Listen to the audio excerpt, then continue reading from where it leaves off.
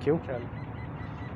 अस्सलाम वालेकुम। आज जो अभी इस वक्त मैं असेंबली में मौजूद हूँ और 6 बजे तक का कल टाइम दिया था। जो बाप पार्टी के नाराज़ अरकान हैं उन्होंने कि जाम साहब इस्तीफ़ा दे दें, लेकिन आज जाम साहब ने कैबिनेट का इजलास भी किया, जिसके बाद से जो उनकी पोजीशन है वो वाज़े तौर पर है कि उन्होंने आज कोई इस्तीफ़ा नहीं देना, क्योंकि उन्होंने कैबिनेट का इजलास बुलाया था। कैबिनेट के इजलास में HDP और जमहूरी वतन पार्टी के एक रुकन और दीगर इत्तेहादियों ने उनके इजलास में शिरकत की। बाप पार्टी से सलीम खोसा वहाँ पर मौजूद थे, चीफ़ सेक्रेटरीज़ मौजूद थे। उन्होंने कैबिनेट की मीटिंग की और मंसूबों के हवाले से, स्कीमात के हवाले से ब्रीफिंग ली।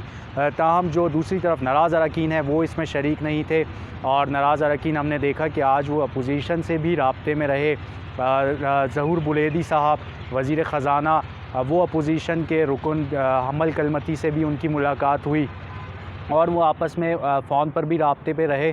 ताहम अब जो है कल की उन्होंने डेडलाइन दी थी कि 6 बजे के बाद जो है वो अपना लाएअमल तय करेंगे। अब तक की जो इतलात हैं उसमें ये है कि ज़हूर बुलेदी साहब ने जो ज़राए वो बताते हैं कि उन्होंने अपना इस्तीफ़ा हैंड राइटिंग से लिख कर अपनी जेब में रखा है, और जो दीगर नाराज़ अरकान हैं 3-4 उन्होंने भी अपने इस्तीफ़े लिख लिए हैं, और मुत्तफ़िका तौर पर यह फ़ैसला किया जाएगा कि अगर जाम साहब इस्तीफ़ा नहीं देंगे तो ये अरकान अपनी वज़ारतों से इस्तीफ़ा देंगे।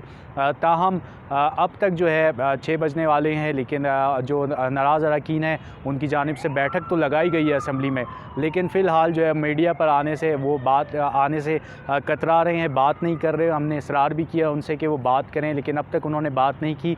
मुतवक्के है कि रात 9 बजे या 10 बजे वो कोई प्रेस कॉन्फ्रेंस करें जिसमें वो अपने मुस्ताफ़ी होने का ऐलान कर सकते हैं। ताहम वज़ीर आला बलूचिस्तान की तरफ से जो उनकी पोजीशन है वो वैसे ही है, और वो ट्वीट पर अपनी कारकर्दगी जो है वो बता रहे हैं। जबकि मुत्तहिदा अपोजिशन का भी यहाँ पर इजलास हुआ और उन्होंने अपने इजलास में ये तय किया है कि जो नाराज़ अरकान होंगे हम उनके साथ मुकम्मल तौर पर जाम हुकूमत को गिराने में किरदार अदा करेंगे।